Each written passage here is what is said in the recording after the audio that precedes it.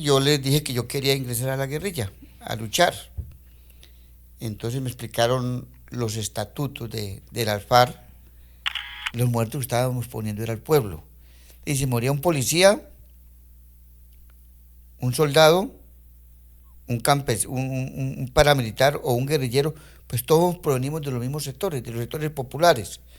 Es la realidad de la vida del país y de los territorios lo que determina la posibilidad o la vigencia de la lucha armada. Alfonso Cano es bombardeado, fue capturado vivo y después, posteriormente, asesinado. Que con plata del narcotráfico se hacen las campañas, financian las campañas más de 150 políticos encarcelados por vínculos con el paramilitarismo, porque recibieron recursos para sus campañas.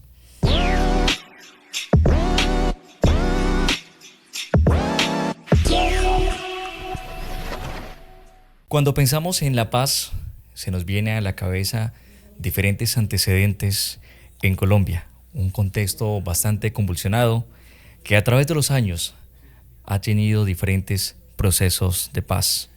En los 80, en los años 90, finalizando, entrando el siglo XXI, pero uno en particular, el proceso de paz de la firma en los acuerdos de La Habana con las extintas FARC y el gobierno nacional. Hoy tenemos un invitado muy importante en sociedad. Me acompaña Rubén Darío Montoya, un firmante del proceso de paz en el departamento del Putumayo. Don Rubén Darío, qué gusto tenerlo en sociedad. Bienvenido. Gracias, John Dani. Es un placer para mí estar en este espacio. Un saludo extensivo a toda la audiencia de esta importante medio. Por aquí prestos pues a hacer el intercambio. Tranquilo, pongámonos cómodos. La intención de este podcast es poder contar historias. Usted es una persona que estuvo en un grupo guerrillero como fue la extinta FARC. Hoy por hoy es un trabajo muy valioso del cual vamos a hablar más adelante, pero para ponernos un poquito en contexto, quiero que hablemos de ese Rubén Darío Montoya de la infancia, porque hoy conozco o algunas personas conocemos a ese líder firmante de paz que hace un trabajo generoso por el departamento del Putumayo, por el territorio, por su población, por seguir, digamos, construyendo ese sueño que es la paz de nuestro departamento. Pero pongámonos en contexto. ¿Quién es Rubén Darío Montoya? ¿De dónde es? ¿Cómo llega al Putumayo? Vamos a hacer un viaje súper largo, pero tomémonos el tiempo necesario para poder contar esta historia.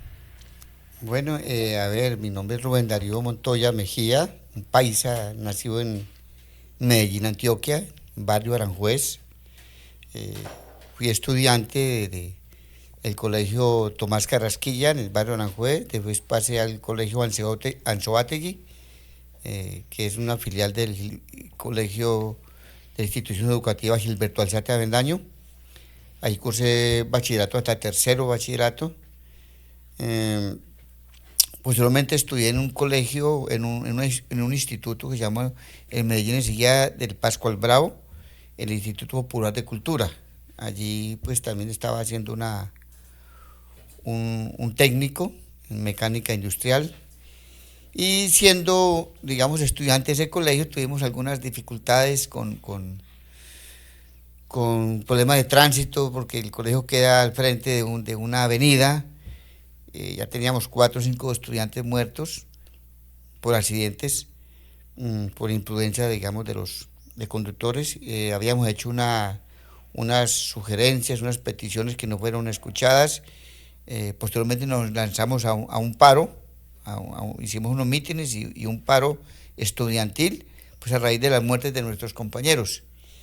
Y a raíz de ese paro, pues yo hacía parte, digamos, del consejo estudiantil, de los directivos, de los jóvenes, y después de eso tuve unas amenazas, unos seguimientos de, de- de personas pues desconocidas que me estaban haciendo ¿Y seguimiento. cuántos años tenía para la época cuando Yo empieza a tenía recibir estas 16, amenazas? 17 años.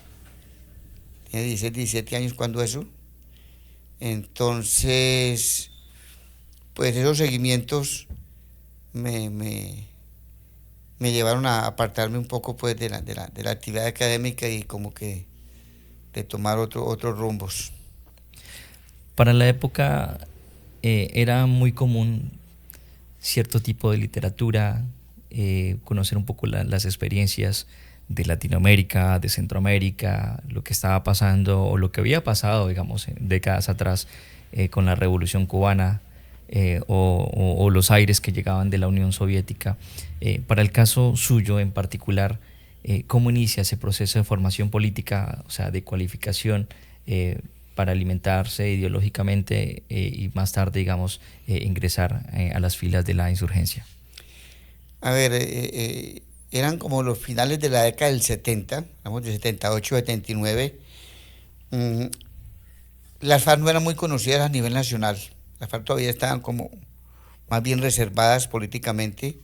Eh, Quienes sí eran de reconocimiento nacional y tenían más visibilidad era el M-19. Entonces nosotros como jóvenes escuchábamos que el M-19 asaltó dos, tres carros de camiones con pollos y se iban a los barrios populares a repartirlos, es decir, como en acciones que favorecían a las comunidades más pobres. Entonces uno miraba eso con buenos ojos, una guerrilla que asalta camiones para ir a repartir los pollos a la gente pobre. Entonces uno miraba eso como con buenos ojos. Lo otro, también teníamos un poco de conocimiento sobre el problema agrario en Colombia, de que había inequidad, de que había concentración de la tierra en pocas manos y que desde las organizaciones agrarias y campesinas había unas luchas, unas movilizaciones reivindicando y exigiendo del Estado pues una reforma agraria y que cambiaran esas reglas de la tenencia de la tierra para que hubiera más justicia con el campo, ¿sí? Entonces teníamos como esas ideas básicas como del campo de izquierda, ¿no? Como de la, ahora, como de esa juventud rebelde, de esa juventud pues que está en busca de espacios, pero también de lo justo, ¿no? Además que vienen de antecedentes no solamente los ya mencionados, el mayo del 68, digamos, estaba una juventud en plena efervescencia, ¿sí? No solamente eran los aires con unos constructos políticos arraigados muy hacia la teoría crítica marxista, leninista, digamos, y todo este soporte ideológico, sino también lo que usted menciona, que para el contexto nacional habían unas acciones contundentes, claramente perfiladas desde el M-19, ¿sí? Que ocasionó en este caso una posibilidad de abrirse políticamente. Ahora, la pregunta es la siguiente, don Rubén. ¿En qué instante, después de esa época, usted llega a tener esa afinidad a una guerrilla que, si bien aún no estaba como muy madura, fortalecida en número de personas, pero que estaba en ese proceso de crecimiento? Sí, a ver, uno de joven le gusta la aventura. Uno de joven, eh, tiene como esas tendencias a buscar lo nuevo. Entonces yo salí de mi casa y me trasladé a la ciudad al departamento del Cauca, posiblemente pasé el Caquetá. Y en esa época, estoy hablando de 1980, estaba el auge de la coca, el auge cocalero, en el río Caguán. Estaba yo trabajando en una finca y allá llegó la guerrilla. Entonces hicieron una charla sobre la situación nacional, situación territorial y pues me pareció bien, digamos, los argumentos, como los fundamentos políticos y terminando la reunión nos dijeron que el que quisiera ingresar a la guerrilla, las puertas estaban abiertas. Yo tenía como esa vocación rebelde desde mi actividad como líder juvenil, tenía esa vocación de rebeldía y yo les dije que yo quería ingresar a la guerrilla, a luchar.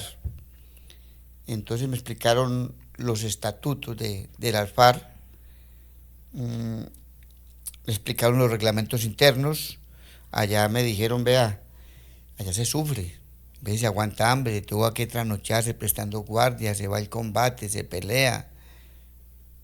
Hay privacidades porque la guerra implica privaciones. Y entonces me dieron un plazo de 15 días para que tomara la decisión. Y yo le dije, no, yo estoy listo.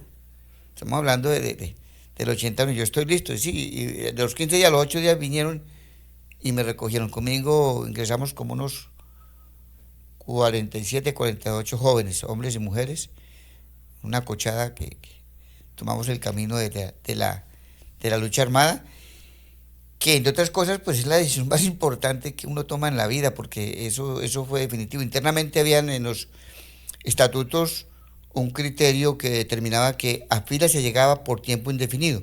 Entonces yo no podía llegar a la guerrilla, a las filas de las FARC, y a los 20 días, al menos, a los 2 meses, no, que ya me quiero ir para la casa, no. Era por tiempo indefinido, o sea, no podía uno salirse. Cuando usted sale de la ciudad de Medellín, digamos, listo, tiene el problema en su colegio, entre comillas, debido como a las amenazas que usted recibe, viaja al departamento del Caquetá, trabaja un poco de acuerdo como a la bonanza que había de esa economía ilícita.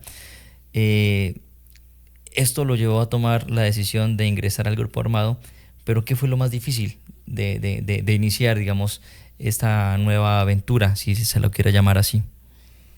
Pues digamos, el paso de la vida civil a la vida militar, sobre todo cuando uno viene del campo urbano y pasar al campo rural, pues requiere un proceso de adaptación, porque uno no está enseñado a andar por trochas, uno está enseñado a andar en las ciudades, en las carreteras pavimentadas, donde hay luz.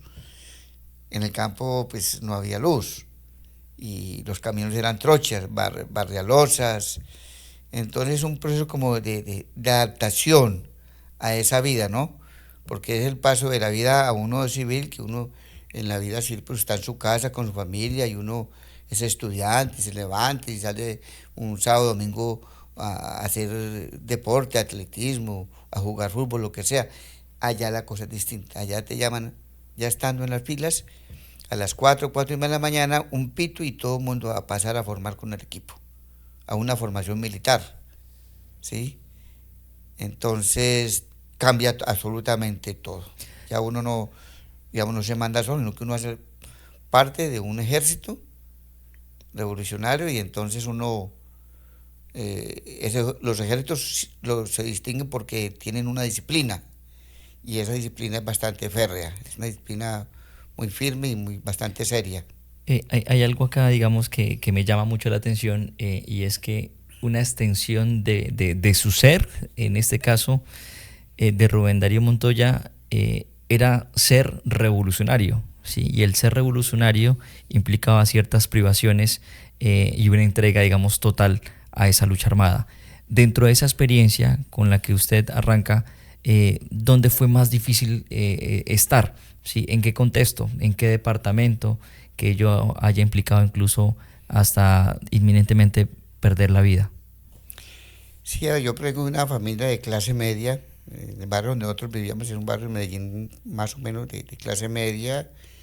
Papá tenía carro último modelo, yo nunca me tocó trabajar, siempre fui estudiante, me daban la ropa, me la traían inclusive del exterior, tiene las comodidades de una familia de clase media.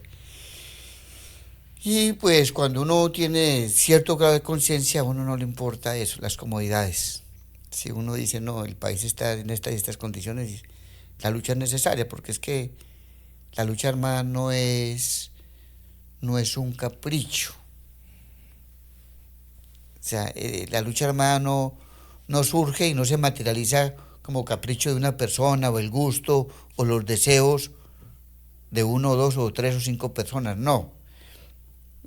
La existencia de la lucha armada obedece a unas condiciones, ¿sí? Sí, es la realidad de la vida del país y de los territorios lo que determina la posibilidad o la vigencia de la lucha armada. Entonces, pues no fue fácil, yo casi la mayor parte del tiempo mío la operé en el departamento de Caquetá, después en el departamento del Putumayo. Estuve un tiempito también pero muy poco tiempo estuve en Nariño, en Frente 29. Estuve un poco de tiempo, que estuve como 4 meses. A los 4 meses fui capturado y pagué una condena en la ciudad de Pasto. En esta lucha guerrillera, donde estuvo mucho tiempo, ¿no? Porque usted dice que ingresó en el año 81 y que estuvo aproximadamente en vigencia 35 años aproximadamente, sin 36. contar los 8 del proceso de paz, que serían 44, ¿sí? Si no estoy mal. Sí. ¿Qué fue como lo más difícil, digamos, que usted se haya puesto a pensar y diga, esta no era mi vida? O quizás lo contrario, diga, sí fue mi vida, fue una buena decisión llegar a esta guerrilla. Sí, no, yo nunca me arrepentiría de haber sido guerrillero. Primero porque a uno lo mueven son ideas altruistas, humanistas. Eso de sacrificarse uno por el bien de los demás, de sacrificar la vida de uno por un cambio social, por unas transformaciones de carácter político, económico, social, cultural, ambiental, éticas o morales, pues hombre, eso le dejan a uno satisfacción, ¿no? Sobre todo porque uno entiende y estudia la vida de la sociedad, esas realidades que aquejan, esas realidades que afectan, con problemáticas que afectan a millones de colombianos que viven en la pobreza, en la miseria, donde no hay participación, donde no hay, la salud la transforman en una mercancía y en un negocio, donde la educación también es costosa, es excluyente, porque la gente pobre, pues en tiempos pasados no podía acceder fácilmente a una universidad, por ejemplo, como el Externado en Bogotá o el Rosario, que son universidades elitistas, en donde desde el punto de vista laboral hay una opresión, casi puede decir que una esclavitud laboral, cuando la gente se gana un salario de hambre que no le permite vivir en condiciones dignas, cuando la gente no tiene acceso a la vivienda, sino que millones de colombianos viven en tugurios, casas de lata y de cartón, cuando el campesino es desplazado permanentemente por la violencia de sus tierras. Entonces es una suma de problemas que hacen que una sociedad sea inviable y que por lo tanto, por ende, requiere de transformaciones, de cambios estructurales. Y esos cambios estructurales, cuando vos luchas por ellos, por las vías pacíficas, pero esas vías pacíficas te son cerradas, ¿sí?, por medio de la violencia oficial, de la violencia institucionalizada, pues no queda otro camino que el de la lucha armada. Frente a lo que usted menciona, porque es muy interesante y creo que está abonando terreno, digamos, a un lugar que quiero llegar, y es aquello que en algún momento lo movilizó a usted a ingresar a este grupo guerrillero. ¿Se puede pensar que actualmente se mantiene en vigencia, digamos, ese tipo de problemas que usted acaba de subrayar? A ver, generalmente lo de la lucha armada tiene cabida en un sistema donde no hay democracia real y efectiva. Porque en un sistema verdaderamente democrático, donde haya democracia real y efectiva, no tiene cabida la lucha armada. En estos momentos, nosotros firmamos un acuerdo de paz con el gobierno nacional, y la almendra de ese acuerdo, como la esencia de ese acuerdo, fue sacar las armas de la política. Desafortunadamente, recientemente vimos el asesinato, por ejemplo, del precandidato presidencial Miguel Uribe. Esa es la forma como se utiliza la violencia y las armas en la política, y eso es lo que nosotros los colombianos, nosotros como firmantes, rechazamos como personas, como partido político, como organización. Rechazamos el empleo de la fuerza y de la violencia en la actividad política. La política debe hacerse sobre la base de principios, de argumentos, de tesis, y la controversia debe ser civilizada, ¿sí?, a través de quien se gane el apoyo de las masas, del pueblo, pero no con las armas. Entonces, bueno, esa es una digamos, un reto que tenemos los colombianos de cómo superamos ese estado atrasado, ¿sí? De utilizar la violencia y las armas en la política, porque, entre otras cosas, ha sido una cultura histórica. Me llamó mucho la atención estos elementos que estaba mencionando, y quisiera ponerlo de la siguiente manera, en este diálogo que vamos a tratar de desbaratar de cierta forma. Podríamos hablar o atrevernos a hablar de una revolución inconclusa y de una democracia en construcción, si partimos de lo siguiente, y es que la combinación de las diferentes formas de lucha, en este caso la lucha armada, que busca obviamente el poder político a través de las armas, pero que a través de este proceso de paz que se firmó, sencillamente hubo una dejación de armas y se da la posibilidad de tener una participación política. Y frente a esa participación política y a esa dejación de armas, ¿hay confianza frente a esa democracia representativa en nuestro contexto colombiano? A ver, nosotros le apostamos a la paz, a la solución política por convicción, porque es que hacer la guerra por la guerra, hacerla por hacerla, no tiene sentido. Entonces nosotros nos sentamos en una mesa a negociar partiendo de la base que el enfrentamiento que llevábamos era un enfrentamiento fracticida, porque los muertos que estábamos poniendo era el pueblo. Y si moría un policía,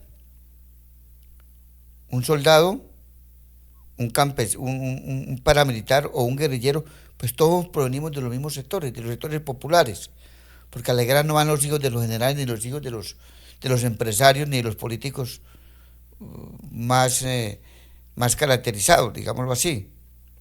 Entonces la sangre la estábamos poniendo, derramando era el pueblo. Es un enfrentamiento fracticida. Entonces nosotros dijimos, nos vamos a apostar a la solución política, sobre la base de unos acuerdos. Esos acuerdos, digamos, la finalidad nuestra del acuerdo de paz era buscar la democratización de la sociedad colombiana. Y por eso hablamos de reforma agraria, por eso hablamos de la participación política, porque creemos que la actividad política ha sido una actividad excluyente, solamente de élites, de unas camarillas y unas minorías que han estado participando siempre en el concierto político nacional, porque la realidad es que las mayorías populares solamente nos tienen nos utilizan para los procesos electorales, en donde nos llevan como borregos a dar el voto, y en muchas ocasiones comprando la conciencia de la gente, sin mayores conocimientos sobre esa realidad que vive Colombia, sin mayores conocimientos sobre la política. Entonces por eso dimos nosotros, es importante abrir espacio, que se abran las compuertas de la democracia.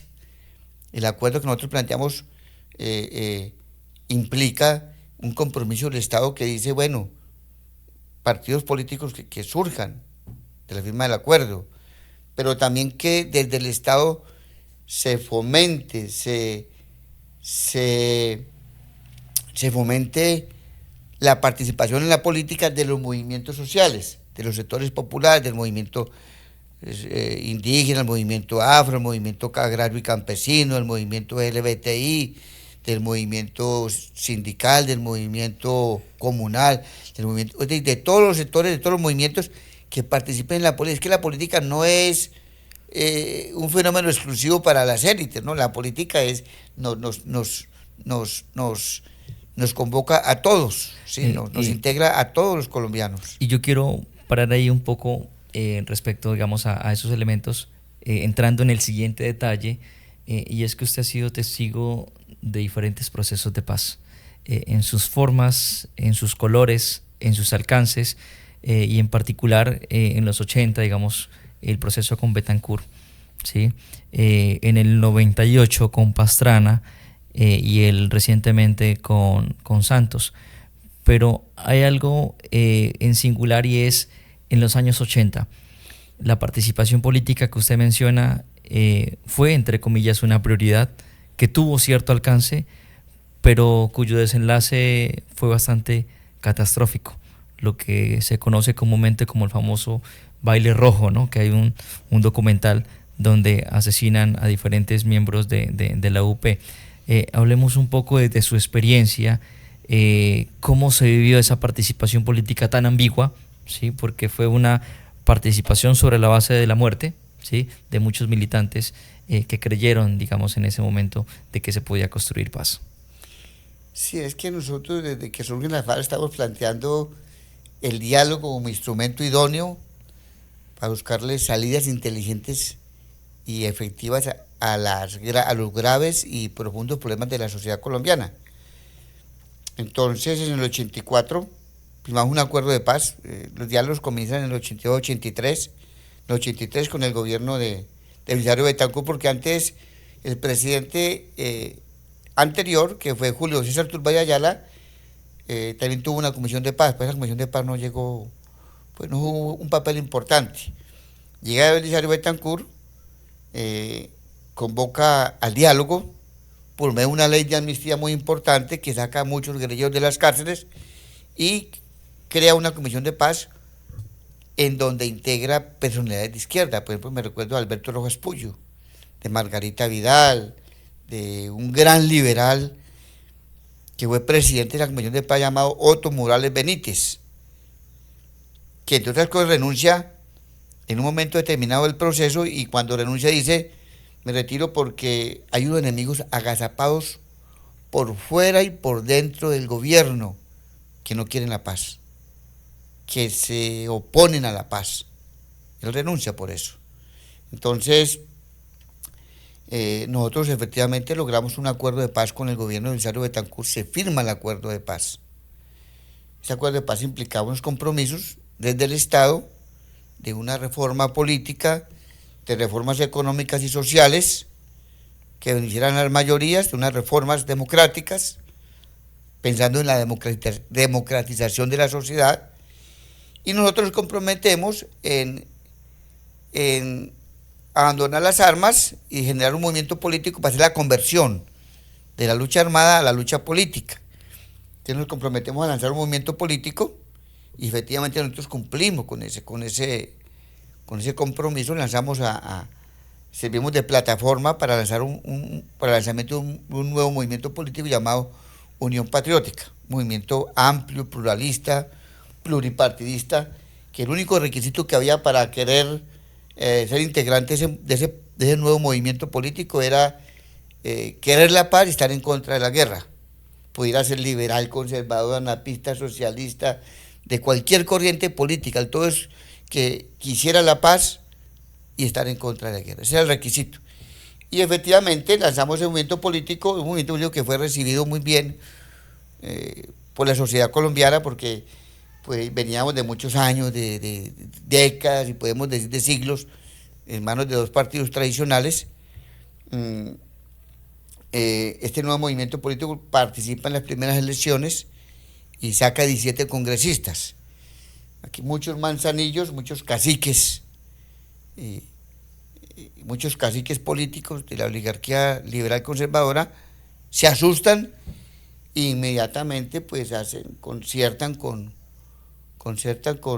el alto mando militar, inclusive con el paramilitarismo, y empieza la política de exterminio, que prácticamente dio al traste con este movimiento político que haya surgido producto de los acuerdos de paz, donde son asesinados cerca de 5.000 militantes, activistas y líderes, porque murieron senadores, murieron representantes de la Cámara, gobernadores, murieron alcaldes, murieron concejales, murieron líderes sindicales de la Unión Patriótica, fueron cerca de 5.000, o sea, un exterminio político que hasta hace muy poco, hace 3, 4 años, la Corte Interamericana de Desarrollo, en un fallo que profirió, determinó que aquí había habido un genocidio político desde el Estado colombiano y condenó al Estado colombiano por genocidio político.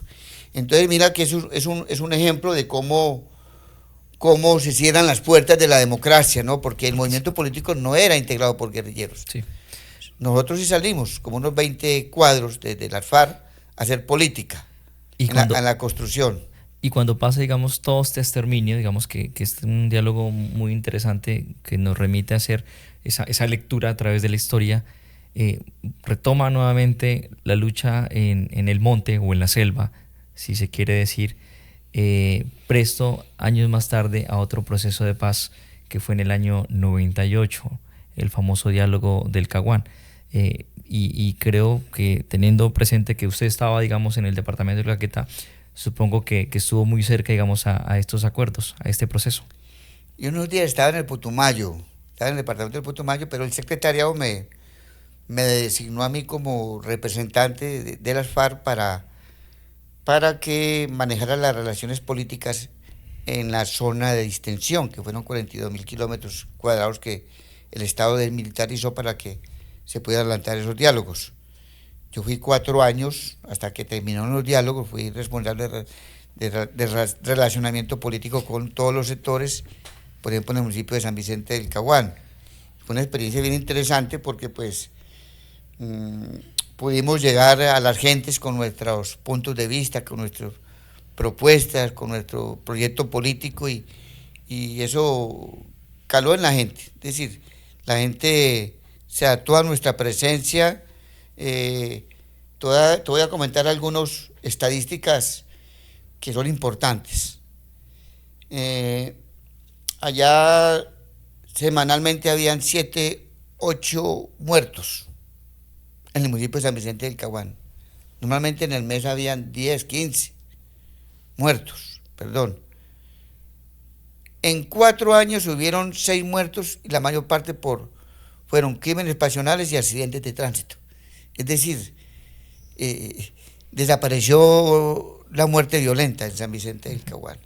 La economía se disparó. La economía se desarrolló con mucha, mucha fuerza.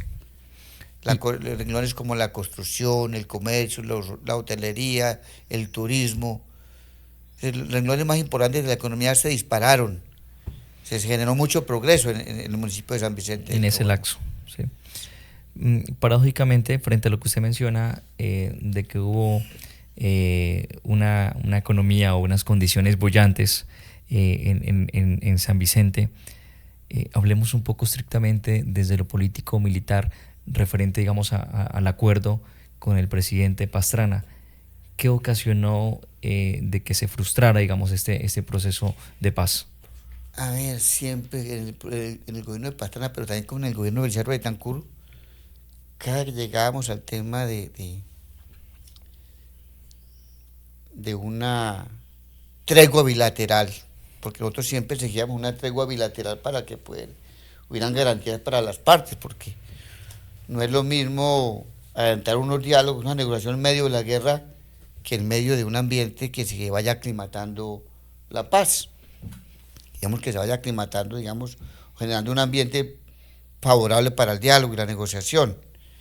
Entonces, cada que llegábamos al tema de los militares, hasta ahí llegaba los diálogos, hasta ahí llegaba la negociación, porque, pues, para nadie es un secreto que la Fuerza Armada, digamos, aquí en este país ha sido una institución de las que más poder tiene. Nosotros llamamos que es el poder real. Entonces decíamos que el poder formal ha sido el gobierno, el ejecutivo. Pues el poder real aquí lo han tenido los militares hace muchos años.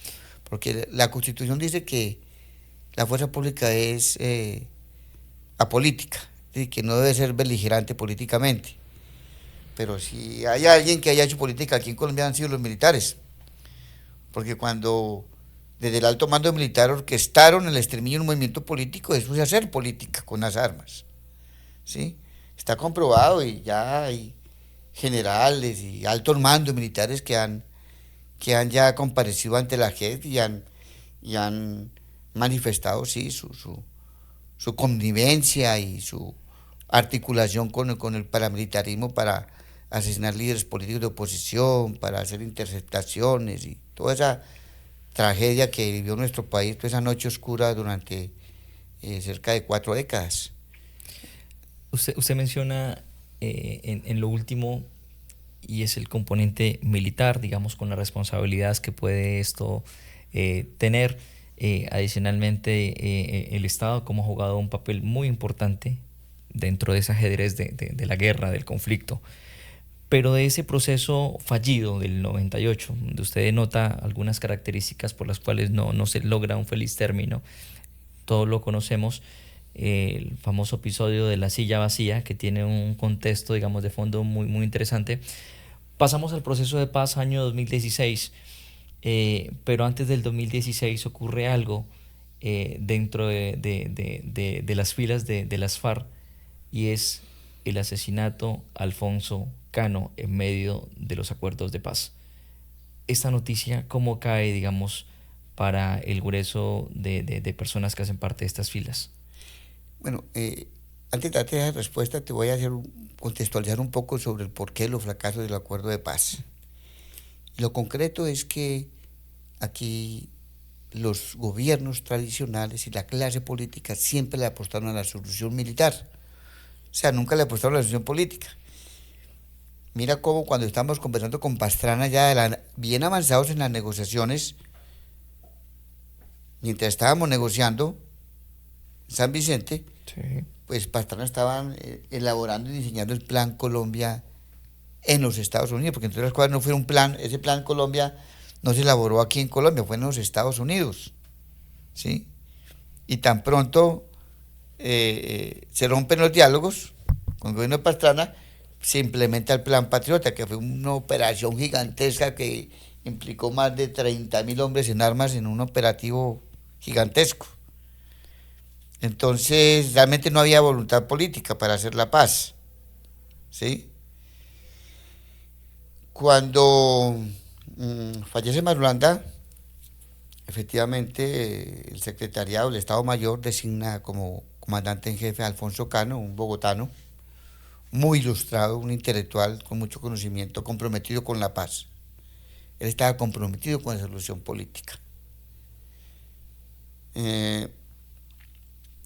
A él le metió unos operativos militares, comenzaron los diálogos exploratorios en La Habana, en Colombia, después en el extranjero, y llevábamos apenas un año y medio en esos diálogos exploratorios cuando Alfonso Cano es bombardeado, fue capturado vivo y después posteriormente asesinado. Nosotros supimos que fue asesinado, a él lo capturaron vivo por un perro que lo delató. Sin embargo, nosotros desde el secretariado y la dirección nuestra, político-militar, determinó que había que continuar los diálogos, que no podíamos por eso levantarnos de la mesa y dar al traste con los diálogos, puesto que pues, digamos, son objetivos generales que implican la vida de una sociedad.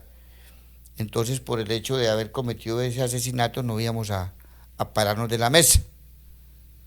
Entonces, para nosotros fue muy duro porque pues era el máximo jefe nuestro, el hombre más ilustrado que teníamos y comandante en jefe, pero demostramos que teníamos el compromiso y continuamos los diálogos. Y frente, digamos, a lo que usted afirma en este instante, que un ideólogo, una persona, digamos, que tenía en su cabeza toda la filosofía de las FARC y la batalla política que se podría dar, si Alfonso Cano hubiese o estuviese vivo, ¿qué cree que hubiera pasado con el acuerdo? ¿Qué hubiese quedado, digamos, inserto dentro de cada uno de esos componentes o de esos puntos de los acuerdos de La Habana? Pues el acuerdo pudiera ser, digamos, pudiera ser el mismo, digámoslo así. Simplemente que hubiera sido hubiera sido mucho más organizado, más bien estructurado, sí, mucho mejor direccionado, porque pues, aparte que ya tuvimos también jefes muy preparados, muy capaces, como Pablo Catatumbo, como Iván Ríos, como Iván Márquez, todos los dirigentes que estuvimos sentados en la mesa, pues él sí tenía una gran experiencia, porque él estuvo también sentado en la mesa de diálogos en Cravo Norte, en Caracas y en Tlaxcala, México. Y pues para nadie es un secreto que era uno de los cuadros más más bien forjados en la estructura interna de las FARC. Por algo fue escogido como comandante en jefe, después del fallecimiento de Manuel Marulanda. Transcurre esto, impacta notoriamente en los diálogos, pero hay una fuerte, férrea voluntad política de parte de las estructuras o del secretariado de las FARC para continuar, digamos, con estos diálogos. Ya llegamos al año 2016, vemos una noticia y bueno, yo quiero aprovechar y preguntar en ustedes cómo impacta ese suceso en el mes de octubre, exactamente el día 2, con el famoso plebiscito. Bueno, yo pienso que es la narrativa, ¿no? Es la narrativa de la derecha que se impuso, porque como quiera que sea, la lucha política es buscando el favor de las mayorías, el favor de la población. No sabemos también qué maniobras políticas hayan hecho desde la Registraduría Nacional del Estado Civil, porque hemos visto ya que desde la Registraduría se hace trampa. En el pasado, en el gobierno de Petro, en unas elecciones, cuando cayó elegido Petro, en las parlamentarias, pudimos comprobar que se nos estaban robando 1.400.000 votos al pacto histórico. Y se hizo la revisión y logramos 3 senadores más. Es decir, había unas conductas totalmente delictivas al interior de la Registraduría Nacional del Estado Civil. Y de verdad que es que hay un dicho que nos dice que de día vota el pueblo y de noche vota la registraduría. Entonces, pues para nosotros fue muy impactante. Yo estaba, por ejemplo, en la zona del Mecaya, muy atento, haciendo el seguimiento a ese tema electoral del plebiscito, y a mí se me vinieron las lágrimas. Un país que ha sufrido la guerra, toda la vida había estado en guerra, y ha sufrido las consecuencias de múltiples violencias. Yo en un momento determinado que le pregunte a ese pueblo que si quiere la paz o la guerra, y que digan que no, que la paz no, y se pronuncien en favor de la guerra, o sea, es algo que no tiene, es bastante contradictorio, ¿no? Pero mire cómo es la vida. A través del Movice con Iván Cepeda, Movimiento Nacional de Víctimas, se hizo otra movilización, que fue otro plebiscito, y más de 8 millones de colombianos se movilizaron en favor de la paz, que fue lo que permitió que... Ahora, lo del plebiscito era digamos, una acción política como para darle legitimidad al acuerdo, pero no necesariamente había que hacer un plebiscito, simplemente una política de Estado, simplemente llevarlo al Congreso de la República y allá ponerlo a consideración del Congreso para su aprobación. Entonces, pienso que también fue una jugada de la derecha, porque lo que hizo la derecha fue ganar el plebiscito, y como ganó el plebiscito, que no a la paz y sí a la guerra, entonces como ganó el plebiscito, entonces si quieren que el acuerdo de paz siga, venga, echémosle tijeras y recortémosles. O sea, ahí disminuyeron y menguaron el acuerdo, es decir, ahí le metieron tijeras al acuerdo, y por eso no fue tan amplio, ¿no? Entonces yo pienso que fue una jugada también maestra, una maniobra política que hizo la derecha para que el acuerdo pues no tocara tanto los intereses y los callos de la oligarquía colombiana. Listo, nos estamos situando con el gobierno de Santos, la firma de la paz. Se minimizan, digamos, algunos elementos que convergían dentro del acuerdo de paz, dentro de sus 6 puntos, por decirlo así de una forma. Se implementa, llegan a las zonas veredales, ¿sí? Se pasa del Mecaya a la Carmelita, ya estamos como mirándonos ahí, y llega el gobierno de Duque. ¿Cómo estuvo esa implementación del acuerdo de paz en el gobierno de Duque? Además que no era muy fácil, ¿no? Este proceso en el entendido de la estigmatización, la persecución a firmantes de paz, y una cantidad de cosas que se empezaron a presentar no solamente en el contexto nacional, sino dentro de la misma dinámica del departamento del Putumayo. También empezamos a ver ese tipo de noticias y de asesinatos a firmantes de paz. Sí, cuando estábamos negociando, nosotros en los campamentos decíamos, no, es que no es fácil llegar a un acuerdo de paz, que son 60 años de guerra, y terminar 60 años de guerra así nomás en una mesa no es fácil. Y por eso fueron 5 largos años de de diálogos en esa mesa, para llegar a un acuerdo, para construir un acuerdo con el Estado. Insurgencia armada con el Estado colombiano, en cabeza del gobierno de Juan Manuel Santos. Y nosotros decimos, cuando ya se firma el acuerdo, nosotros dijimos, no, es que si fue duro llegar a ese acuerdo, fueron 5 años largos, va a ser más dura la implementación, porque sabemos y conocemos aquí que esta clase política tradicional ha sido renuente a los cambios, a las transformaciones. Aquí cada que se habla de una reforma política en el Congreso siempre se caen.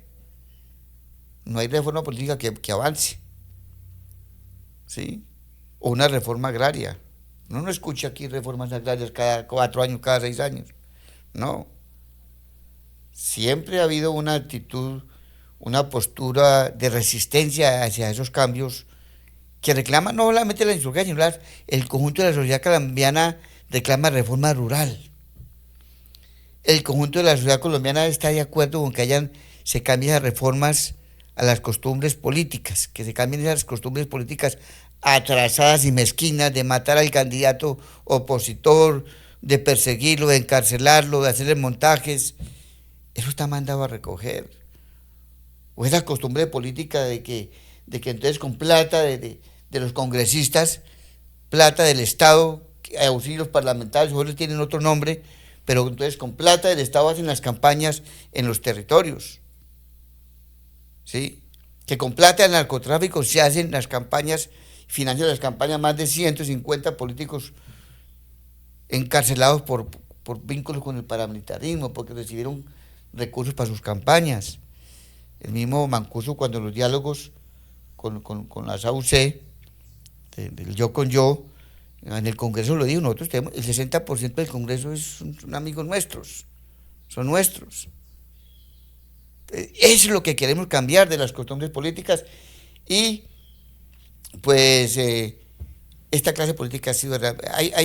recientemente el gobierno de Petro planteó unas reformas, unos cambios y desde la derecha se amangualaron todos al unísono para impedir de que el gobierno de Petro pudiera aprobar las reformas que puedan generar unas condiciones distintas en este país. Y para allá iba, Rubén Darío, precisamente como estamos en esa línea de tiempo, haciendo de cierta forma un análisis, ¿sí?, de la manera como se ha operativizado el proceso de paz y del gobierno de Duque llega el gobierno de Petro. En ese gobierno de Petro, ¿cómo ustedes han sentido, digamos, el tema de esa política de paz y la implementación, sobre todo, considerando que siempre ha sido un reto, ¿no?, este proceso de construcción de paz? Te complemento lo de Duque. Entonces, Duque, ¿cuál fue la postura de Duque frente al acuerdo de paz? Desconocerlo, desfinanciarlo. Entonces, por ejemplo, tenemos el acuerdo con el punto 4 de sustitución de cultivos de uso ilícito. Se emprendieron programas, pero quedaron desfinanciados. Entonces, hasta ahora, después de 8 años ya del proceso de la familia Penís, de los colombianos que le apostaron a erradicar voluntariamente las hojas de coca, hasta ahora hay deudas del Estado y del gobierno con esos campesinos que dejaron la coca. ¿Por qué? Porque el gobierno de Iván Duque desfinanció el programa. Entonces, cuando no hay recursos para adelantar los programas, es muy difícil que se puedan implementar.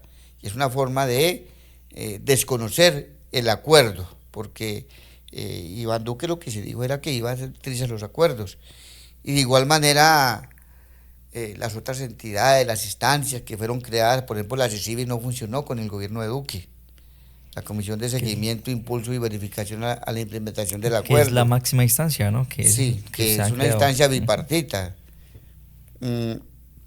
Entonces, los planes de desarrollo con enfoque de igual manera tuvieron muy pocos recursos.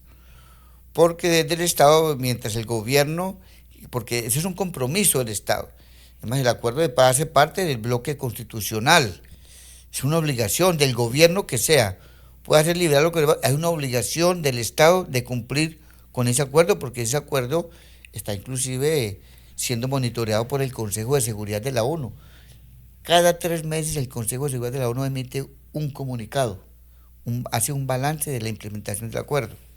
Por eso aquí está en Colombia la segunda misión de la ONU ya durante prácticamente 10 años. ¿Sí? Pero digamos, con el gobierno de Petro, dejando, digamos, atrás esa percepción, digamos, no tan positiva con Duque y esos disparos constantes a la paz y la trizas, digamos, al acuerdo, digamos, como tal, eh, fue progresivo, digamos, la implementación o cuál es esa percepción, digamos, que se Sí, tiene incluso desde el territorio. Miremoslo desde el departamento del Putumayo. sí, ya con el gobierno de Petro cambian un poco las cosas, no como quisiéramos, porque desafortunadamente falta mucho por cumplir con la implementación. Uno puede decir que de todo el acuerdo de paz, por ahí el 35% se ha cumplido. Le falta mucho por cumplir, porque el problema no es solamente de voluntad, sino también de recursos. Por ejemplo, el acuerdo en materia del punto 1 de reforma anual integral, el Estado se comprometió a crear un banco de tierras de 3 millones de hectáreas, es decir, comprar. Petro dijo, no se preocupen los señores terratenientes y latifundistas que no le voy a expropiar ni un centímetro de tierra a ningún hacendado. Vamos a comprar la tierra. Y sí, efectivamente, ya van cerca de unas 400.000 hectáreas de tierra compradas y entregadas a los campesinos. 400.000 hectáreas, pues, pero son 3 millones.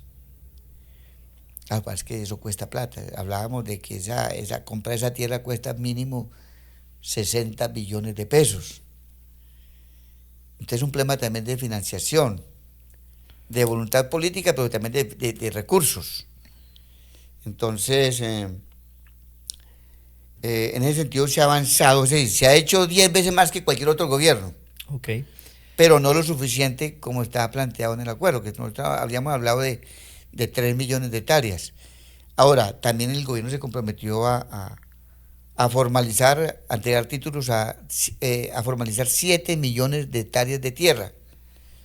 En eso también se han formalizado, se ha avanzado más, es decir, en el gobierno de Petro se ha hecho más, en materia agraria se ha hecho más que los últimos 10 gobiernos, casi que juntos.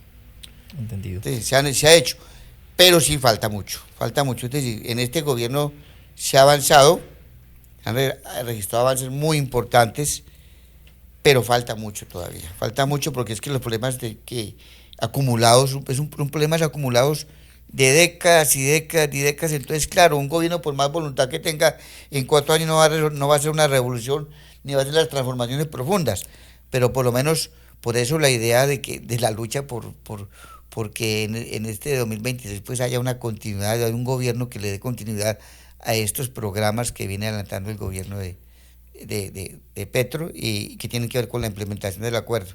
Usted lo ha dicho, digamos, este problema de tierra no es un accidente que responde a la coyuntura del gobierno de Petro, sino que incluso es un problema que dio origen, ¿no? Digamos, a esta lucha guerrillera y también a diferentes expresiones de lucha de distintos movimientos sociales a través de la historia, y no solamente en Colombia, Brasil, el movimiento Sin Tierra y otras luchas que se han gestado, digamos, no solamente en Latinoamérica, sino también en Centroamérica. Ahora bien, yo ya vamos cerrando, voy a hacer unas dos últimas preguntas que ocasionen reflexión, y la primera de ellas tiene que ver con lo siguiente, y es ¿cuál es esa percepción en ese instante, usted como firmante de paz, y que también puede recoger un poco la percepción del resto de personas en seguir pensando, seguir cultivando esta construcción de paz, a pesar obviamente de que esté desfinanciado la política, seguir creyendo en la paz y seguir apostando de que es importante la reconciliación, es importante el no daño, digamos, a la sociedad, y es importante seguir creyendo en este tipo de procesos? Sí, la paz es una necesidad de cualquier sociedad. Ahora, la paz no solamente implica el cese del tableteo de las ametralladoras, no. La paz nosotros la concebimos como una categoría muy amplia que tiene que ver con la democracia real y efectiva, la paz que tiene que ver con la justicia social, de salud, educación, vivienda, un empleo decente, para que la gente que trabaje y produzca la riqueza, pues no viva muriéndose de hambre, sino que viva con dignidad. La paz es educación gratuita, de alta calidad. La paz es tierra para los campesinos, campesinos que tengan todo el apoyo del Estado para que puedan producir esas tierras y poderlas generar progreso y desarrollo de la sociedad. La paz es reforma urbana, de darle vivienda, darle oportunidad que la gente del común pueda acceder a una vivienda digna. ¿Sí? La paz para nosotros es vías, la paz para nosotros es oportunidades de vida digna. Entonces, pero también democracia, participación del pueblo en la toma de las decisiones. Entonces, cualquier sociedad debe entender que si queremos ser una sociedad viable, pues debemos de trabajar de manera abnegada, solidaria, por construir, digamos, un ambiente político, económico y social que nos permita vivir en armonía, que nos permita vivir pacíficamente, que nos permita el progreso colectivo de la sociedad.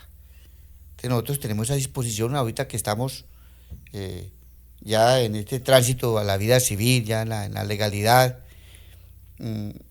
estamos dispuestos a marchar de la mano de todos los sectores del movimiento social y de los partidos y movimientos que quieran una Colombia amable, democrática, progresista. Estamos dispuestos a marchar de la mano de ellos. Los enemigos de la paz son una minoría, son gente que tiene mucho poder, pero son minoría. Los que queremos la paz, la democracia y la justicia somos las mayorías. Nos toca meter en cintura a esa minoría. Sí, por ahí recuerdo que leía el tema de la paz. Hay una paz parcial, hay una paz incompleta. Dice un autor que se requiere una paz nacional, un acuerdo nacional, que es supremamente importante para poder ir decantando un poco aquellas diferencias y buscar ese consenso tan necesario, digamos, para que cese la violencia y los distintos repertorios de violencia, digamos, que la cobijan. Algo importante para ir destacando en esta parte final, se viene el tema político. Usted destaca que este gobierno, digamos, ha sido muy importante para garantizar de cierta forma la implementación del acuerdo de paz. ¿Cómo ve la coyuntura electoral? Hablemos de las presidenciales, que ya se acercan, ya hay personas que están haciendo, digamos, ese ejercicio en los territorios.